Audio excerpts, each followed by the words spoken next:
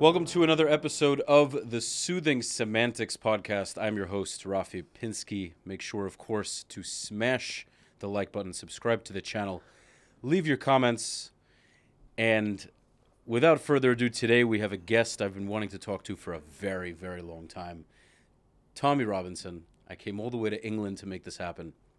Okay. And he's an author. He has, we have things to talk about. He's been speaking out against the grooming gangs in England for a long time. Grew up in the arguably the worst slum in England. That's what it's known as, yeah. Right. It's a shithole, but it's our shithole. Yeah. and we're going to start. I want to start today. Thank you for joining me. That's all right. And you'll be glad you're here. Are you coming Saturday? I am. You're going to see, I hope you're going to see the biggest protest in British history. And you're organising it. You're the man behind it. Yeah.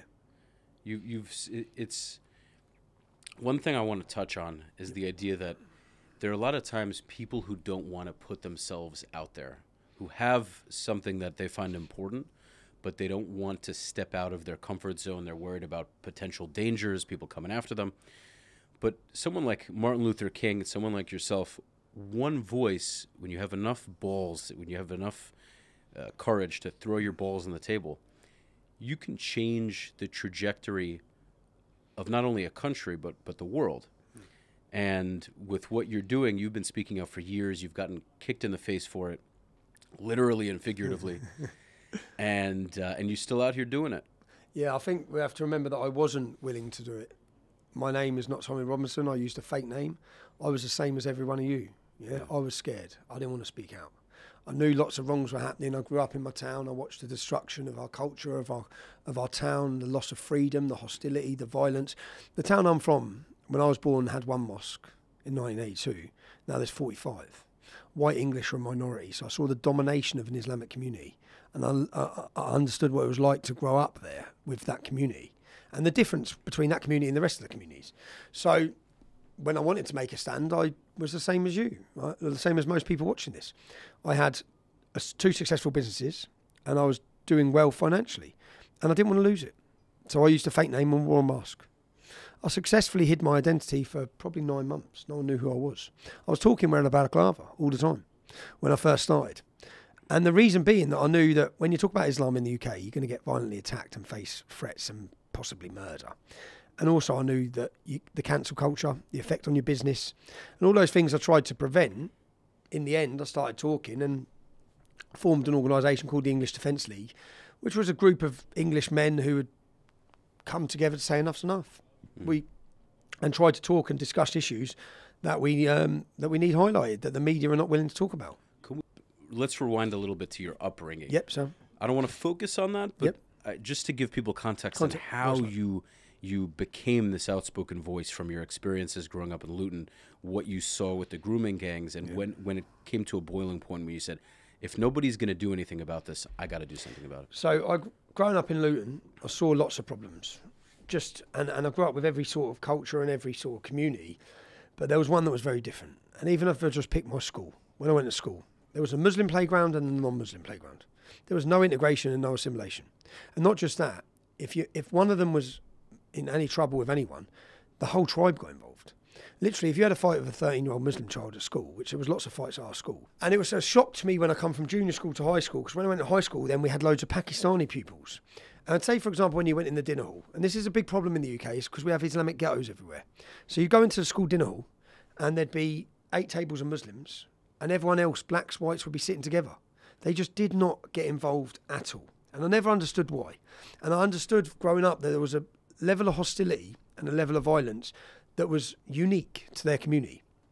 And then I had a cousin who was a victim of what the world now knows as grooming gangs, which is where large groups of Pakistani and Muslim men, not just Pakistani, but predominantly Muslim men, take young children, they give them alcohol, they give them drugs, they give them treats, and then they get them, and it's called grooming because they start off being nice to them, they reward them, they buy them things, and then slowly but surely then they get them into a position of prostitution, they get them hooked on drugs, and they'll be getting raped by 10, 20, 30, 40, 50 men at a time, a night. So that's the process. Now that happened to my cousin, and I can remember it happening to her, and I remember the family trying to deal with it, and I can remember the family contacting the police, and the police done nothing. And this may sound insane. You know, people think, really? The police done nothing? Well, now the world knows the police done nothing. But this was mirrored in every town and city across the UK. Literally, they were given free rein. And it was due to a fear of the government and a fear of the police in being labelled racist and trying to tackle these groups. So when you see that the police wouldn't do anything. They just said she's a drug addict. She's 14 years old. She's a drug addict because they've got her hooked on drugs, and then now they're prostituting her. But when you see that, and then you see a level of violence, and you see the way the police the community is just totally different. They're scared of that community. They get away with everything. Do these cops even have guns, or most of the time they're unarmed? No, they're unarmed in the UK, yeah. There are some firearm police officers. It's useless. It may seem insane to you. Totally useless. And they've got no respect, and they're scared of them. And they're scared of them for multiple points. They're scared of the fact that they're violent and they'll riot, but they're also scared of the fact that they'll use the allegation of racism to destroy the police officer's career.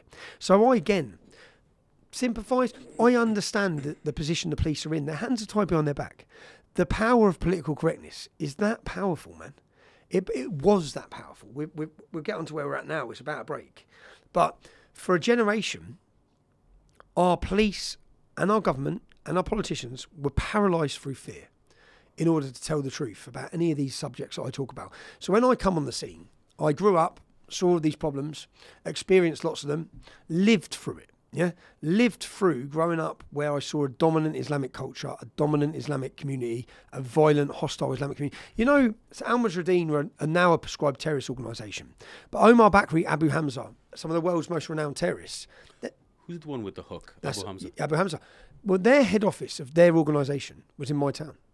Now, when people talk about terrorists or jihadists, it's something that's miles away from them. Well, I went to school with them. Yeah? The Stockholm bomber who blew himself up in Stockholm, he lived 2 doors up from my auntie. This is not a million miles away for us. We have to share space with them. Mm-hmm. I have to go to the bank and they're there. Yeah, these are terrorists, right? So it's not like it's some faraway thing in the cave in Afghanistan. It's in a shopping centre. Yeah. So we grew up. I very quickly understood who they were, how they thought, researched their organisation, and the final straw for me in Luton was when they attacked our armed forces in 2009. We had a soldiers' homecoming parade. And it weren't the fact that they attacked them. It was the fact that they were allowed to attack them. They were accommodated to do it. They were taken through my town hall. I stood there that day. It was a Tuesday morning. The soldiers had got the freedom of the city. I went with my cousin. Scott Muntridge had died. He was a local lad from the estate. He'd died in that regiment, the Royal Anglian Regiment. And Michael Swain was 18 when he lost his legs. So we went to pay respects for our armed forces. And I watched as the police brought the jihadists, because that's what they are, they brought them all through the town hall. And they opened up our council building. And I watched as they walked them through and thought, what's going on? What's happening? And then you heard all the commotion. So they brought them through to the front where the soldiers were parading and let them attack them. And as you watched it, I just thought, they've never said no. The Islamic community have never heard the words no. They just get everything. Now, so people understand the difference. If I said, as a group, I want to protest outside the East London Mosque or a big mosque, they'd say no. They'd say you can protest down the road or something like that. Yeah? It's going to be too many tensions. Well, they shouldn't have been able to attack our armed forces. If they want to protest against a war, protest outside the council building, protest against the government. But the fact that they were allowed to, and the fact that they've never said no, and the fact that, as a Lutonian, a lad from Luton Town, the only time our town's mentioned anywhere is to do with terrorism and jihad. Mm-hmm. And it's pretty humiliating and pretty embarrassing. And the whole country saw that our armed forces were attacked in our town. And for us, I'm pretty tribal, whether it be at school, my club, my country, that's our town. And the country needs to know that we, as Lutonians and Luton men, support our armed forces. Lutonian actually sounds kind of fancy when you say it like that. Lutonian, does it? I'm a Lutonian. We'll come to Luton. There's nothing fancy about it. There's nothing fancy about it. Well, what's interesting, Tommy, is human psychology, right? Because I was in the IDF. When the British government sees that the backlash from the Muslim community is so strong, they're not willing to deal with that backlash. So with you, they're like, if we tell them no, we're not so worried about the consequences. The only reason, and you know this already, but just for the viewers, if your backlash, for example, was as severe as theirs, they would likely, which sounds so counterintuitive, they would be more likely to let you get away with it, being that the the UK government is the way it is because it's so soft. They're scared of the backlash from the Muslim community. They say, you know what? Let's just let him do it, and it'll pass, and we'll be done with it. And we won't have to worry about it. All the protests since October 7th. Yeah. They allow them call for jihad. There's lots of things. What you're about to see this weekend, yeah? There's lots of things that have led our country to this point. We're going to have a huge date on September 13th. And so many things have played their part in getting there. Grooming. All these wake-up moments for the public. My imprisonment last year for a film. 167 million people watched that documentary. That means they know I told the truth, which means they now know that the judiciary is corrupt. They know there's an attack on free speech. They know that there's a controlled media. They know all these things. COVID. All of these things played a part. But one major part was October 7th. And it was a major part because as the protesters hit the streets of the West, every capital, London every single week become a hotbed of radicalised groups. We saw the flying of Hezbollah flags, Hamas flags, the calling for gassing the Jews.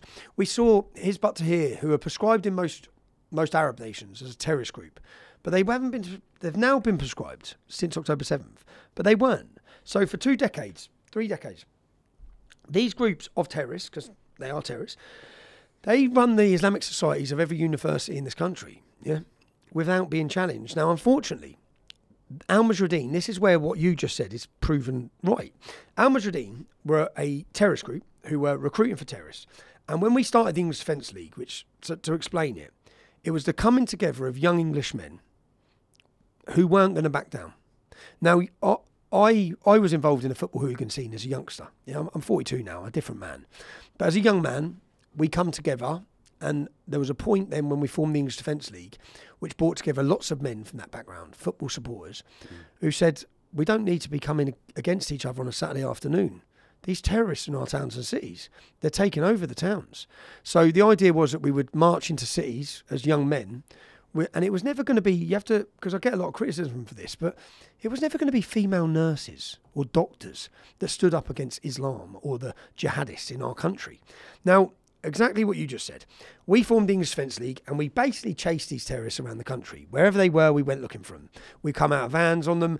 And what happened then is because there was such an uprising, remember some of our demonstrations were 10,000 young men. Yeah? They couldn't hide these problems any longer. What the government then did is they prescribed them as a terrorist organisation, finally.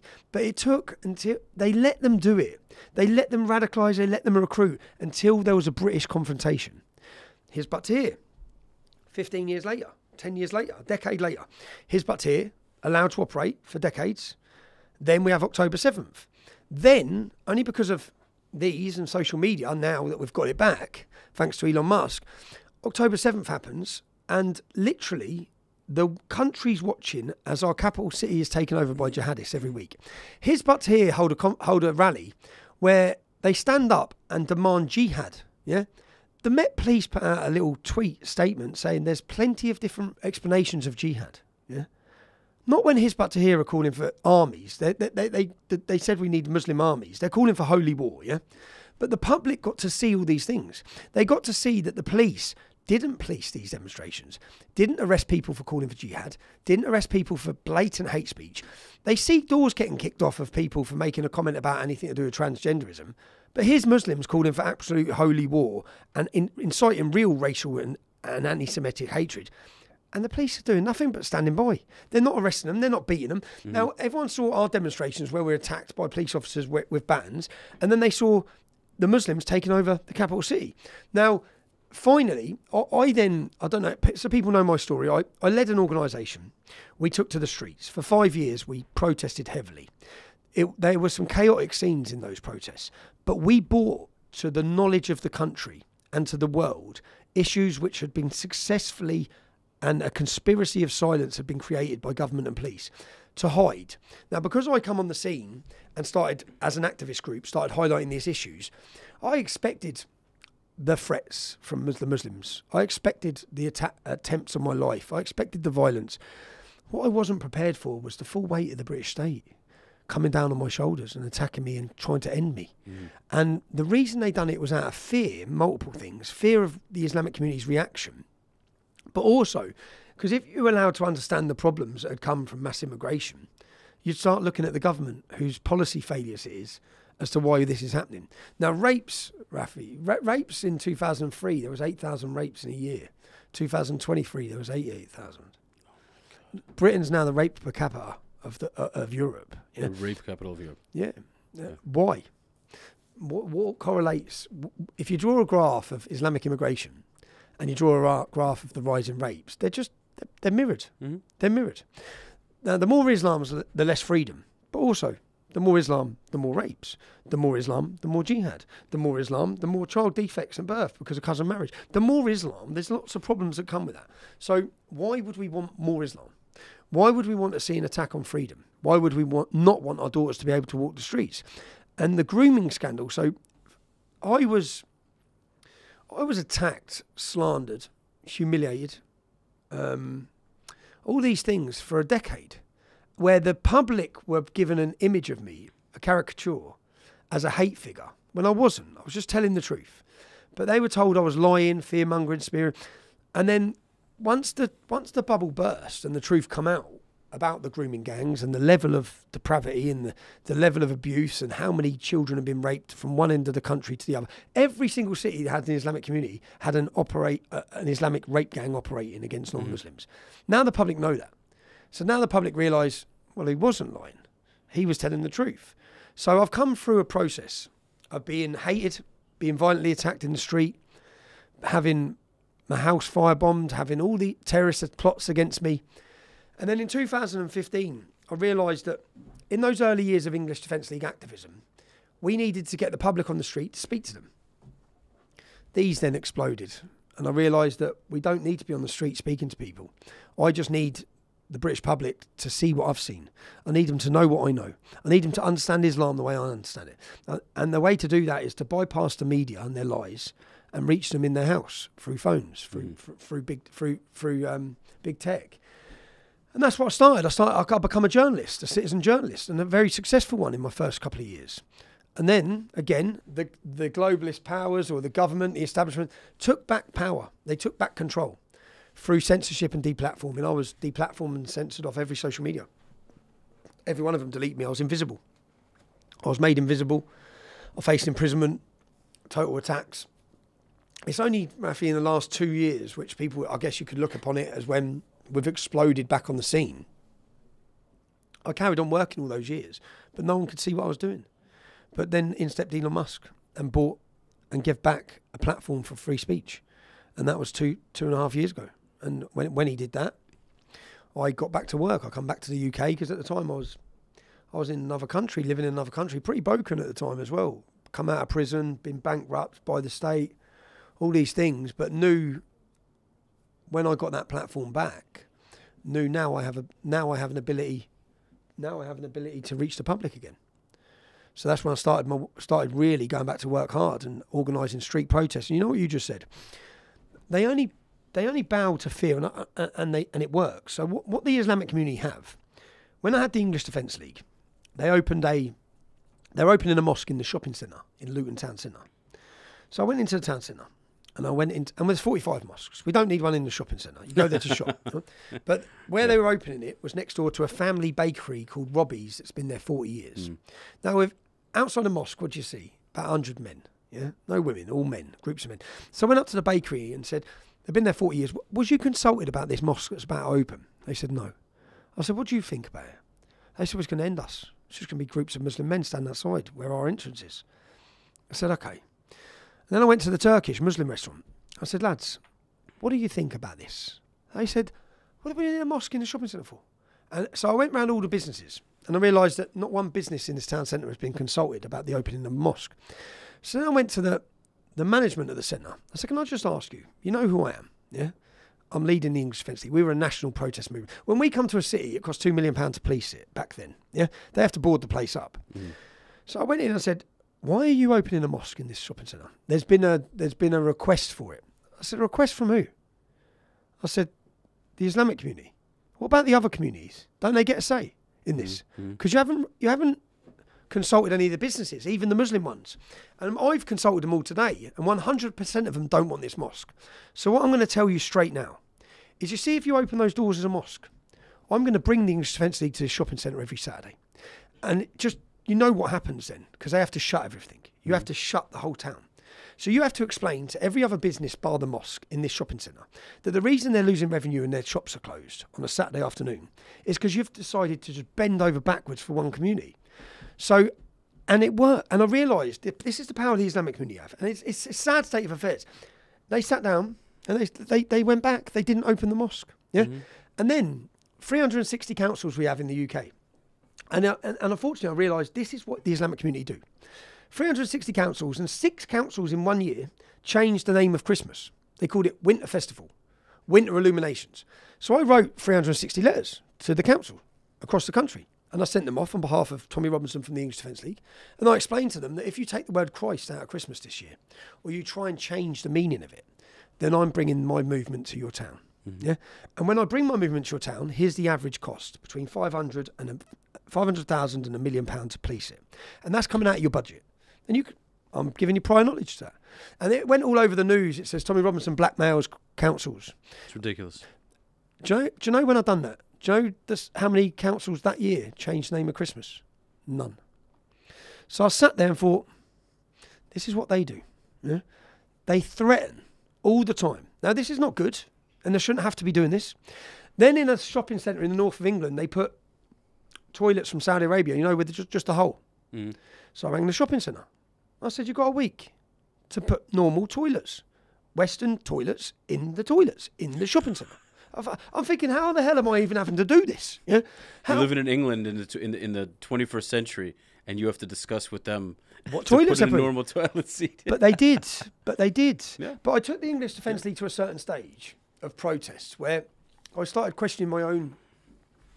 We took it to a point. We'd raised issues. We'd highlighted issues.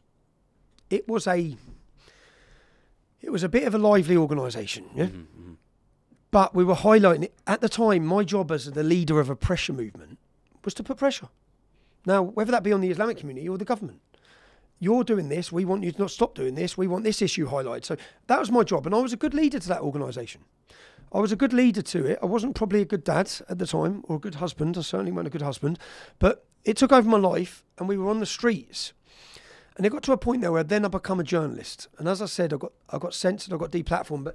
But that same issue. So I'd gone away from street protests, and the English Defence League was a phenomenon across this country. Mm. Yeah? They didn't know how to deal with it. Mm.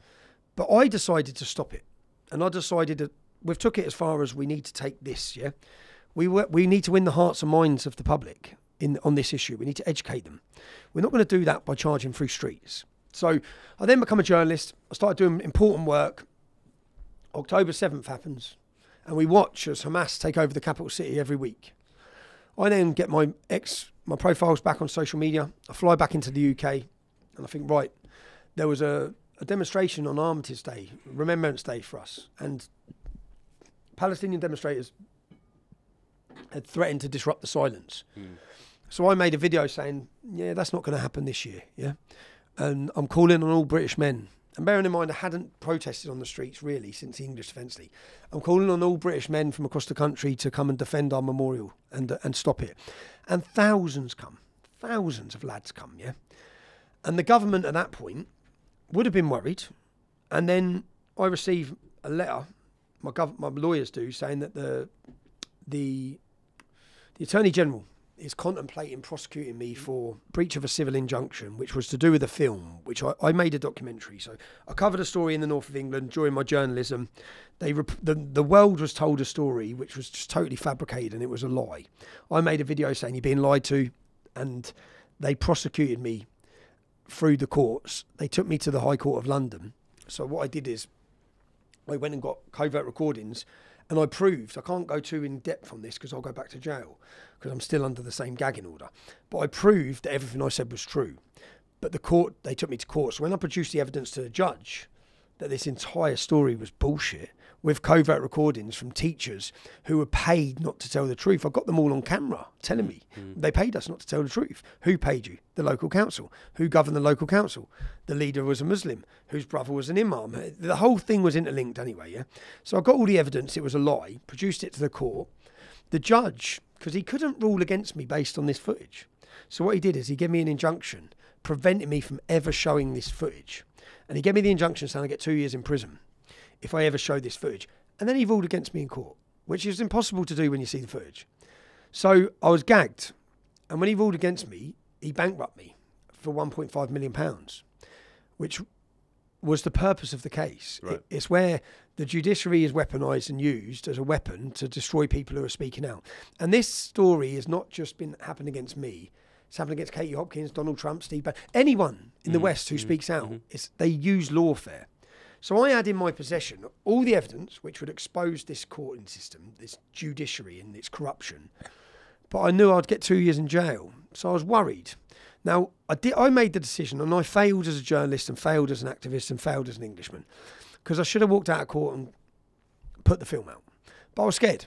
I was scared of prison, because Islamic gangs run the jails. I was scared of the adverse effect of solitary confinement for years. So I didn't put the film out. Now, at some point in this period, the film is leaked in the United States, in the cinema in Florida. General Flynn's there. There's a lot of high-profile people there, and the film went out. Didn't really have an effect. 200,000 people, I believe, watched it in total. This was 2 years prior. So 2 years later... 200,000 is a big number still. Yeah. It's not 167 million. No, it's a big number, but yeah, it doesn't really embarrass the British establishment and the judiciary to the level it should have. Right. Yeah? So, but I don't promote the film because I don't want to go jail. I then come back to the UK 2 years after this little leak. So I don't get arrested. They don't do anything. 2 years after, I organise my first protest. The Attorney General writes me a letter saying, we're contemplating prosecuting you for the release of the film 2 years before. Not by me, yeah? So I think that it was like a threat. We're threatening you, stop the protest. Now at this point, I'd then gone back to London to report as a journalist, and I was arrested at an anti-Semitism rally. I don't know if you've seen it, where they pepper sprayed me. They come in and said, you need to leave the capital. And I'm there as a journalist. I said, what do you mean I need to leave the capital? I'm here to do my job. And they said, not today, you're not. You're leaving. I said, but I'm just here to work. And as I went to leave, I was attacked by the police. And this video went viral. Everyone saw it. But the reason they attacked me and they arrested me was because then they prosecuted me. Everyone saw I'd done nothing wrong, so it didn't make no sense. But they prosecuted me and gave me bail conditions not to enter London at all. So for 6 months I was banned from my capital.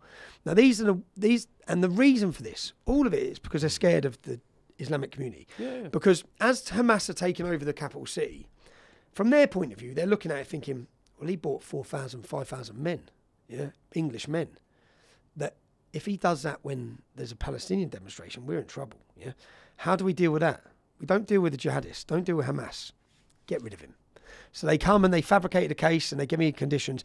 And that lasted for 6 months. And I won the case. The judge ruled that everything they'd done was unlawful. My bail conditions were unlawful. I didn't get any money back. I didn't get any compensation. It cost me £50,000 to win that case. Yeah. But then I sat down, which was the start of this movement, which is what people are going to see this weekend. So people understand, just like in most Western nations, our country's been under attack from within. We've had an attack on culture, attack on Christianity, attack on family. All these things have been going on. What's been going on is a globalist revolution in the West for 20 years. Destruction of the nation state, borders, and globalism's been growing, and everyone's been scared and demonised, and NGO organisations are there to attack free speech. And you don't need laws to limit free speech because you lose your job if you speak. And all these this attack's been going on. I'm then sat there. I watch what's going on with Hamas. I'm off my bail conditions. I'm allowed in London again. So I organise a meeting with the police. And in the meeting with the police, I say, right, lads, let me tell you how. Because I've done 80 demonstrations, so I know what I can do and what I can't do. I said, let me just tell you how it is. Yeah, you've allowed Hamas to take over this capital city for the last 9 months. You allow Black Lives Matter to run amok in this capital city. But whenever the British patriots try and protest, you crush them. And you don't allow them to do anything. So what I'm going to say is, I don't want to, lads, but if we don't get what we want, I'm going to organise a protest on the same day as a Palestinian rally, and I'm going to do it in Tower Hamlets, which is the Islamic region of London. I said, no, I don't want to do that. So I'm going to tell you, I'm going to show you what we want to do. We want to have a day where we can celebrate our culture and identity, and we want to do it without riot police and without you attacking us, which is what happens every time we try and protest. So I showed them videos and said, here's what the Muslim community done, here's what the LGBTQ can do, here's what the black community can do, here's what everyone does in their own individual communities. Now we want to unify Britain with lots of these communities together and celebrate identity. So if you let us do it, you have my word. I'll shake your hand. I'm a man of my word. I'll make sure I stay out of London and I don't bring any protests on the days of these demonstrations. But we want our day to celebrate who we are. And the idea was, when we sat together, I organised a meeting. You've got, I don't know how many subscribers you've got, but in Britain I brought together all the alternative voices that have got 1 million subscribers, 200,000, and we all come together in a meeting, and we spent a few days and then a few months. And I said, we need to unify to defend British culture, because we're losing it, to defend our identity and make it cool to be British again, to celebrate who we are, to defend free speech, to speak out against sexual exploitation, to oppose the indoctrination through the education system of weakening us. So all these different things. And we come together and said, right, if we unite under a banner, which we come up with a name, Unite in the Kingdom, we unite the kingdom, we will have a bigger reach overnight than the BBC. 1,000%. They attack us, but not us 20. Not if all of us agree on these 5 principles. And if anyone goes against these principles, any politician, we're going for them. Yeah, we'll make videos, skilled videos. We'll target them in their constituencies. And the idea was that for us to start a political party, you need hundreds of millions of pounds. Now, if we change the culture, we change the politics. And I think we can change the culture before setting up a political party. That was the idea. So we come together, and I'm going to sit now and see what you witnessed this Saturday. We have been incredibly successful. I'm excited for this. Yeah, in 24 months, we've changed the culture. Yeah. 100%. This is a cultural revolution is happening right now in Great Britain, where the people who are scared are not scared anymore. And we've made it acceptable through our first event on the 1st of June, and we brought singing, we brought celebration. It wasn't we're here against Islam, because that's not what it's been about. We're here for Britain. We're here for free speech. But there is that undertone, if we're being honest. Well, everyone knows what I stand for. But what I mean is... you know what? It has to be addressed. Meaning that undertone is understood, and as much as that's not the focus of the rally, that has to be clear. I think there shouldn't be too much of a running away from that. I know you're not doing that. Now, 2 separate things. My journalism, which is to wake people up on those issues, and then the day that people can come out and celebrate. Now, if you can come out and celebrate, and the two work hand in hand, because telling people to come out for free speech, people will come, and they feel acceptable to come, and they're not going to lose their job for coming. Yeah, it's not an anti this, it's not an anti that. It's a pro identity, pro who we are. Let me ask you something, Tommy. You know, multiculturalism is a common thing across the West. It's this that you mentioned, globalism. You've also mentioned in previous podcasts that Asian communities, the Sikh community, they are wonderful people. They're peaceful. They love being English citizens. How can a country in the West be, to some degree, a multicultural state or country, but not allow people who don't have its best interest at heart to overrun it? Islamic immigration. If there was no Islamic immigration into Great Britain, if there was none, say there was none, we wouldn't be sat here talking. Right. In fact, there would be no debate, because Jews come to this country in small numbers, assimilated, integrated, work hard. Sikhs come to this country, work hard, assimilated. Hindus come to this country. Now, everyone come to this country and embrace this nation and love this nation. But the Islamic community, not all of them, but a section of them come here.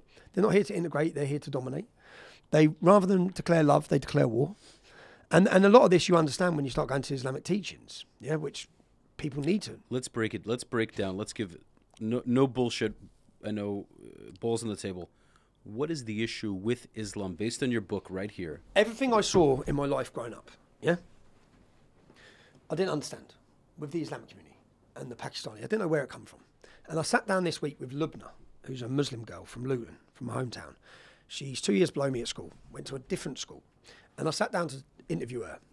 It's blowing up, the podcast. I sat down to talk to her about what her upbringing was and what it looked like for her. So the issue I just told you about my school, I asked her about her school. And she said, well, everyone was integrated apart from the Muslims. I said, so your community just weren't friends with anyone? She said, no, it was everyone else and it was us, same as me. And then she said that her son, who's in junior school, which means he's under 11, come home from school, in the school in Luton, and said, Mum, all the Muslims, because he's a Muslim, are telling me I'm not allowed to talk to the non-Muslims because they're going to burn in hellfire, and they're worse than us. So that there explains what's going on in the Islamic community for why there's a Muslim playground, non-Muslim playground. Then she said that when she went to college at 16, I didn't go to the college, I was going to go to the same college. When she went there at 16, she went to the religious lesson class, and the Muslim bloke stood up and said, we're at war, Muslims, non-Muslims. So her experiences were the same as mine. But I didn't understand where this come from, yeah? 2010, 2011, I'm doing 22 weeks on solitary confinement in a British prison. Someone sends me in the Quran, and I challenge anyone to do this. I say this all the time. Open up the Quran, and everywhere it said, do not be friends with Christians or Jews, I just made a reference of the verse. And before I knew it, I had pages. And it was like a jigsaw puzzle just fell into place. I understood it. I thought, this is it. This is why there's a Muslim playground. Mm-hmm. This is why they're not allowed to. And when you start looking at this, and what we've done here is, because when I picked up that Quran in jail, you can't read it because it's done by verse size. So one thing Muhammad says one day is next to something he says 20 years later. I want to interject with that. Have you heard of God's Sod? Yeah, brilliant, man. So there's an element in the Quran where there's the Meccan period and the Medinic period, which you maybe, if you're not familiar, just stop me. Abrogation. Right. Precisely. So it's just the peaceful narrative when Muhammad's army was weak automatically disappears, becomes irrelevant once his army is powerful enough to take over whichever empire or religion he wants to. And therefore, all of the later laws go into effect. So abrogation, which is which is within Islam, so people understand. Whatever Muhammad says later in his life supersedes what he says earlier. Right. So if you've got two contradictory verses, so for example, the idea with this was to take the Quran and put it in its right order. Because when Churchill and Gladstone read the Quran, it was in its right order. Now, Winston Churchill made comments that Islam has the power to take Europe back to the Dark Ages. William Gladstone held the Quran above his head and said, there'll never be peace on this earth so long as we have this book. It's a violent and cursed book. These men understood Islam, yeah? And then, now, you can't understand it. So we took it from what Islamic scholars say and his Islamic historians, and we put it in the right order, according to them, yeah? And that's what we've done with this book. So then we put any verses of hate or violence in bold writing. So the idea was that you can pick this book up and you'll understand it in 10 minutes. The reason being, say for example, you'll read through and you'll read a verse and you'll get to a peaceful verse. Say like this, 76:29. This is an admonishment, and those who will may choose a way until the Lord, yeah? And then that has a little line through it. Mm-hmm. Yeah, a little cancellation line, and it's cancelled by verse 9:5. So this has put it together and said, well, there's a peaceful verse, but this contradicts it. And Muhammad said it later in his life, so it has a little line for it. And then you go to the back to see what 9:5 is, and we've done this for the whole book. And obviously, all the bold writing is so when you open it, it's just like, kill him. Fucking hell, it says kill him all the time. 100 verses that just talk about rape, murder, and death. Yeah, against non-Muslims. Yeah. So that was the purpose of putting the book together so people understood it. But for me, it was then understanding that, like, Muslims sent me the book when I was in jail to try and convert me. And as I I challenge anyone this, I don't know how long you're here for, yeah? Take your camera, go to Luton and find any Muslim with a non-Muslim. You just won't. Now, as a society, as a country, that can't continue. Yeah, it would be all right if the Muslim community was 0.1% or 0.2%, and they had their little area, and they weren't causing problems, and they're peaceful, and they mind their own business, and they just want to be left alone. But it's not. It's now 6%. They're doubling every 10 years. You've got all the jihad, all the rapes, all the problems, all the crime, all the hostility, all the heroin, all the things that are coming out of this community, and it's growing and growing and growing. 40,000 terrorists we have 40,000 Muslims on the terror watch list. We've only got 70,000 armed forces. And that problem just, you're going to let it double in another 10 years? And are we just going to sit here and wait until it's too late? And wait until the numbers are so big that we can't afford to deal with it? And we're too scared to deal with it? Because already now, when you think about it, the whole world talks about the problems of Islam in Britain. 6%. That's all there is. What the hell is going on? Like, look at the problems we've got. The terrorism, the jihad, the murder, the rapes. What's it going to be like when 6% becomes 26%? Right. Well, we know what it's going to be like because you just have to read the life of Muhammad when he was in Mecca. And it just goes from being calm and being peaceful to becoming larger in numbers and then launching a jihad. So, Tommy, I have two questions. Yep. what is it going to take for the British people to do something about it? And what is that thing that needs to actually be done? So I asked that question for many years, and I always say, so Northern Ireland, if you know the conflict in Northern Ireland between the IRA and Britain, Northern Ireland, Bloody Sunday, probably changed the direction of that country. No one knew what moment would happen. No one knew what would change. No one knew what would bring peace. No one knew any of that. So we in Europe don't know. And I've been looking for years thinking, something's going to happen in this country or in Europe that's going to change the direction of the nation, of our nation. Lee Rigby was beheaded. A member of the military was beheaded by jihadists. Nothing happened. 26 children were blown up at the Ariana Grande concert. Nothing happened. So I kept saying, what's it going to be? What's the moment going to be? And I've been waiting for a moment for 15 years. I've been banging my head against the wall, wanting the public to be awake. And I've been digging up. I dug up a speech the other day from a decade ago. And I'm screaming, saying, where is your English pride? Where are you? Why are you not on the streets? How is all these things happening? Where are you? And I've been asking that question for so long. Where are the men of England? Where are they? And I've been disappointed. I've been demoralised. And I think tomorrow, Saturday, 24 hours, you're going to see and we're going to see where are the men of England. And there's something huge and uncontrollable is happening in this country. And I've been waiting for it. And now I sit there as I watch the development over the last 12 months, and it's happening. I think, no, it's happening. This country's awakening. But I need to ask, let's peel back another layer. Does this mean expulsion of large percentages or most of the Muslim community? Or does it mean such a strong and powerful British identity that the Muslim community says, if we want to stay here, we better do what's necessary? A bit of both. I think that if you want to stop the migrant crisis, the invasion, the boats, then they need to know none of them are coming in. Mm-hmm. And if you come in, you're going to be detained, you're going to be locked up, and you're going to be deported. Right. Once you start doing that, you stop the want of them to come. They're going to stop coming. They're not going to spend their money, not going to risk their lives. They're not going to incentive. There's no incentive. Donald Trump successfully done it like that. So our government can do it, but there's no will to do it. There's no courage to do it. Dominic Tarczynski, Poland. He's speaking on Saturday. Yeah. But it's not hard. Let's not pretend it's difficult. It's not hard, but they don't want to do it because they're importing loyal voters. They're also weakening our culture and our identity. They're also bringing mass conflict on the streets. So then we end up needing digital IDs. We end up crying out for more law and order. They take away more of our freedoms. Mm-hmm. All of this is going on. But let's start. The 40,000 terrorists on a watch list, that 50% of them has dual nationality.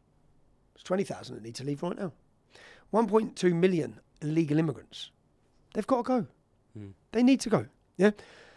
The birth rate of the British population needs to be encouraged. At the minute, we encourage and we give money and benefits for birth rate. Pride. Let me tell you something. Pride is a big component. Also belief in God. Yep. The more secular you are, the less and babies. The further away you are from your national identity, the less you don't want to reproduce because you don't have meaning, purpose. The purpose leaves you. You go, what's the point of continuing my legacy? I don't have a legacy. Well, but which is how our Western nations are. But then the Muslim community having 5, 6, 7 kids because they believe in God. Of what you want to say, and they believe God will provide for those kids. They have a belief. Yeah, and that's something see. Even someone you consider an enemy, you can learn something from, in some crazy way. But then, so benefits rather than giving benefits, give tax breaks. So give the British tax breaks for the more kids they have, because you need us to have kids. Stop giving. So at the minute. My local imam's got 14 kids with 3 wives, and we pay for every one of them. We pay for all 3 houses and all of his kids. So you need to do things to address that, because they don't work per se. 48% of the Muslim community just don't work. Yeah, in all of they're on benefits. They're on benefits. So the cost, as a small number, again, you can deal with it. But as it's forever growing, they put nothing in. Even when they do work, they have cash businesses.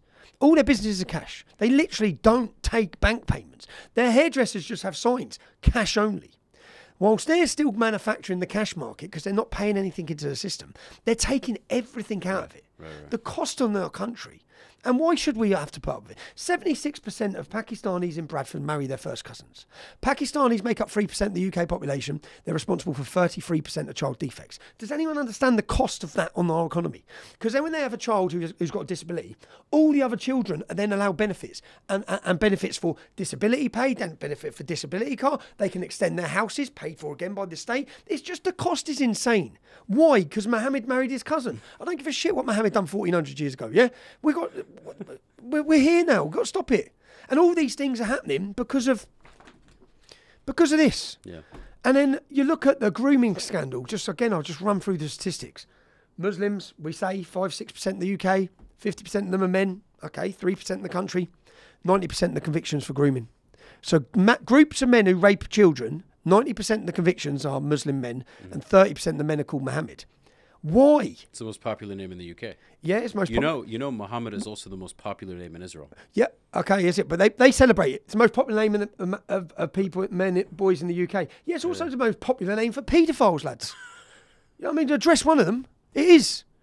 And why? Again, well, Muhammad married a child when she was 6 and raped her when she was 9. That's a fact. It's a fact on their scripture. It's not my opinion. Sahih Bukhari, Sahih Muslim, your hadiths, your recognised legitimate, Sahih means authentic, your authentic hadiths state that. Muhammad beheaded 600 people in one day and he raped and pillaged. He took Sophia. I always ask Muslims when I talk to them, I say, well, look, how did Muhammad meet Sophia, his wife? Mm-hmm. He took the whole tribe who surrendered. He beheaded them all. Most people don't know this shit. Right. He beheaded them all, pulled their pants down. Anyone who started puberty was beheaded. Yeah, the rest were taken as slaves. But after torturing Kanana for his gold, burning him, the geezer was a bandit. He's a pirate. He's not a messenger of God. But after doing this, he was a good warrior. But after doing this, he then takes the leader of the tribe's wife, after murdering her whole family, that night, and marries her. Now, what do you think that means? He raped her that night. This is who you want.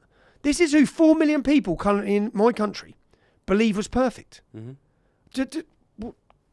Is anyone under any shock why we've got these problems? You know, in a 50-year period of immigration into the UK, Muslim immigration, in those 50 years, if we take those 50 years and we compare them to the 3 years of ISIS's reign in Syria, 4 times as many British Muslims joined ISIS than have ever joined the British military. Yes. In a 3-year period compared to a 50-year period. Houston, we have a problem. And it's a problem that you're not even allowed to discuss. Because if you try and discuss it, not only do they want to kill you, but the government act on their behalf because they're shit scared of them. And then they want to crush you because they want their votes. So they have to. But then that sort of fear, which is embarrassing that our country and our men and our people were so fearful of talking that they allowed these things to happen. Now, none of these problems... Where is Jason Statham when you need him? There's about 1 million of him coming to London on Saturday. So, and it's disappointing to see that fear and realise what influence it had. But something's broke. The dam's burst. Mm. The people who are fearful are speaking. The people who wouldn't have had a photograph with me are now happy to talk to me. I thank Jordan Peterson for that. Jordan Peterson brought me in from the dark, thanks to Tammy. He brought me in and allowed me a platform to talk about these issues. And if people can hear you talk, they actually realise he's not a Nazi. He's not that bad. He's telling the truth. And that's why they need censorship. They need big tech control. And they had control for so many years as they flooded this country and as people didn't want to be British or didn't understand being British and weren't celebrating being British. Right now, there's a tidal wave of patriotism that's sweeping across this country. They can't stop it. Right. They're not going to be able to stop this. Let me ask you a question.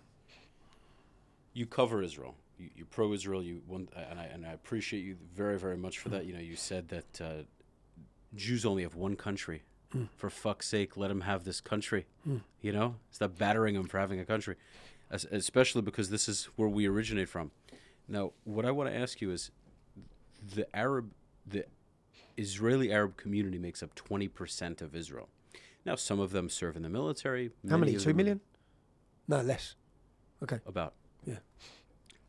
Why do you think Israel manages to survive and prosper and defeat all its enemies with a 20% rate of of non-Jews, Arabs more so, while Britain has such a hard time with its identity and its fear.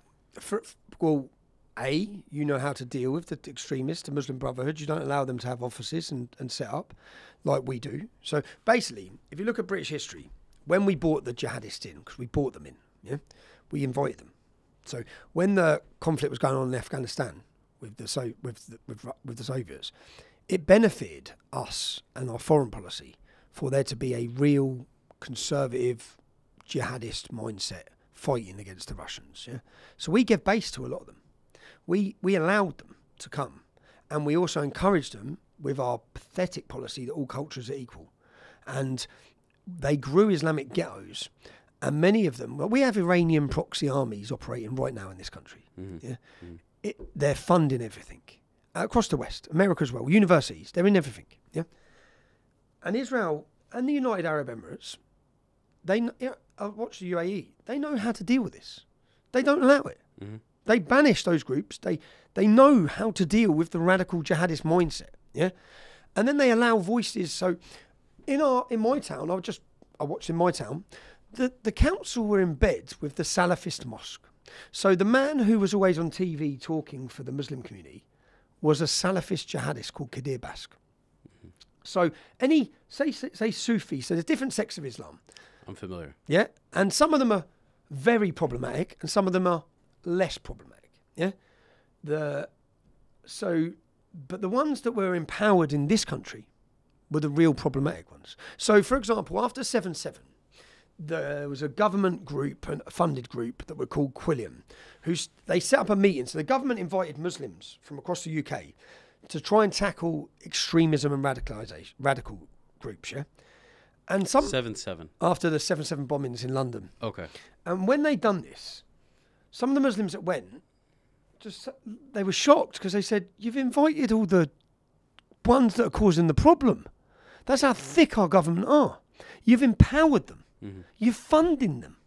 So you give them a seat at the table. So then you give them power within their community. You actually fund them. We actually fund them. Our taxpayers' money has gone to them a lot of times. Same with the Finsbury Park Mosque. So I think that you know, and Israel knows, and Dubai knows, and the United Arab Emirates knows, that you can't give these groups an inch. You can't allow them to grow. You can't allow them to dominate. You can't allow them. But that's what we've done. So as a country, and we're also suffering from white guilt. We also are weak. Right. Our politicians also look for power. And they know the Islamic demographic is increasing so fast, so quick, that if they want a future power, the Labour Party know it's with Islam. They know it's with the Muslim community. And at that point, we become irrelevant. So, and I'll just give the last podcast I gave. I'll explain the situation. 2013, I'm in Luton Town. We've got 45 mosques. Yeah. But in 2013, I looked at the demographical growth for all of the wards of Luton, my hometown. And I've done this because I've got 3 children. And I'm trying to work out what the hell to do. The Pakistani and Bangladeshi community are going to increase by 70 to 77% by 2030. So in a 17-year period, whatever problems I've got in my town, they're going to double. That's what I thought. That's what I thought. Mm-hmm. The Islamic community is going to double. The black and white community are increasing by 1.3 to 1.4%. They're not increasing. So if you're the Labour Party and you're governing the town, who are you looking to for the future? Pakistanis, Bangladeshis. It's just basics. Right. It's basics. Yeah. And unless you address that, then the power vacuum and the vote bank becomes more powerful each year. And if our government are already down on their knees to a small Islamic community, we're irrelevant in the future. And I can explain that because I've seen it. In my hometown, Luton's a blueprint for every town in the city. Do you know the Luton Islamic Centre, which is the jihadist Salafist mosque, which is where all the terrorists is, what was his name, Mohammed... The attack on Westminster Bridge, he was a teacher there. The Stockholm bomber went there. I clashed with this mosque and highlighted this mosque for a decade, trying to fight against them. We won in the end, but that's the old synagogue. Because the Jews are gone. The Jews are gone. There's no Jews in Luton. Yeah? They've had to go. Right? And so when we look at, I said about Islamic nations, there's 55, right? Let the Jews have one. Mm. Well, this is our homeland, England. Mm-hmm. Where are we meant to go? When other cultures become so dominant and outweigh us, which they do in London, which they do in many of the major cities now, we've got nowhere to go. And when I hear Muslims talk about their land, it's like, this is our land. Right. Our forefathers, our history, our land. We're not going to give it away. And unfortunately, our leaders have been willing to give it away through weakness, through cowardice, and not just through weakness, but through global interests. Their interests aren't about the British public. We've seen this recently with the court ruling in Epping at the hotel, where the community took the government to court for safety because young girls were being sexually assaulted by the migrants that they've housed there. Migrants they know nothing about. They don't know any of their criminal records, don't know who they are. And they house them in a community for little schoolgirls and they start sexually assaulting schoolgirls. They take them to court. The judge rules that they need to close down the hotel. The government, our leaders, then appeal it and go back to court. And their argument is that the rights of the migrants should supersede the rights of the locals for safety. And the judge rules with them. So the judge and the judiciary are putting the rights of Afghanis, Pakistanis, before the rights of British schoolchildren. That's now what we've been told. But it's what we've known for a long time. I've known that. We all know that. But the wider public weren't sure of that and didn't know a lot. A lot of the things I've seen in Luton, they now realise, shit, he was telling the truth. This is real. Our safety's gone. So much has happened so quick, so fast. Like, I thought it might take another 5 years to get the public to this position and acknowledge and wake them up. Mate, this country has seen a bigger shift in this 12 months than any time in 20 years in the public. Public perception, public mood. It's been the Overton windows blown out the water. It's gone. So who knows where it's actually going to go at the minute, and we need to hopefully help direct it where it's going to go. But something huge is happening. Without a doubt. Something big. What I would say, though, this is not simple, but it is a simple case of replacement theology, in the sense where Islam wants to establish a world caliphate. The West needs to be part of that caliphate. The world needs to be part of the caliphate. Israel is a stepping stone. Israel is the prime real estate for that. And so as long as you show that your own land means enough to you, that's a deterrent. I don't think it'll ever fully, make a difference. Meaning, I think they'll always attempt to some extent. But if Great Britain has proud people, if we were proud, none of this would have happened. Right. If we were proud, that's the problem. We lost our pride and we lost our identity. By the way, Israel had this issue for 77 years. Israel is in conflict because it continued to make these stupid concessions to give away land. This whole West Bank areas, A, B, and C. Do you know when I went to Israel, I went to meet a Jewish girl, and her family were dragged from Gaza when Israel made the concession. Like, there'd be peace if we get rid of all the Jews from Gaza. Israel made a lot of mistakes that Britain can learn not to do. Israel now, after October 7th, hopefully has learned its lesson and it's moving in the right direction to annex the Judea and Samaria and Gaza. It should have sovereignty and annex all of it. As long as there's potential for a Palestinian state, there will continue to be violence, period, end of story. This is the mistake the Israeli government and the Israeli people made, this suicidal empathy that they continue to make over and over and over. If we give them this, then they'll stop. If we give them land, there's a very prominent rabbi, big on social media. He said, when you offer Palestinians, or Muslims for that matter, and this is human nature, but it's religiously fueled.